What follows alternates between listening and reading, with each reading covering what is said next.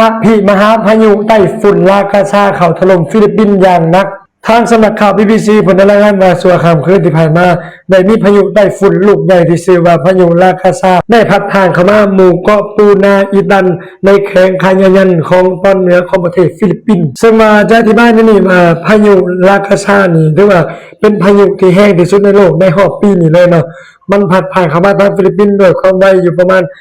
285กิโลเมตรต่อชั่วโมงหลังจากที่ว่าพายุลากาซาได้เข้ามาประเทศฟิลิปปินส์นี่ทางการหรือว่าหน่วยงานที่เกี่ยวข้องก็ได้มีการสั่งอพยพประชาชนออกจากพื้นที่เสี่ยงพายุและก็ทางบ้านเรือนประชาชนนี่ก็มีความเสียหายมาเกิดมีพายุเข้ามาพายุตัวนี้เฮ็ดให้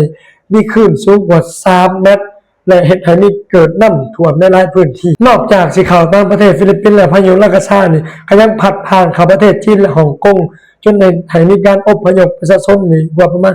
400,000 คนและเที่ยวบินหลายๆเที่ยวของฮ่องกงนี่มันได้ทำการปิดบ่ให้บินเลยเพราะมันมีพายุแต่นอกจากนี้ทางประเทศฟิลิปปินส์นี่นะครับศึกภายนอกและภายในนั่นคือว่า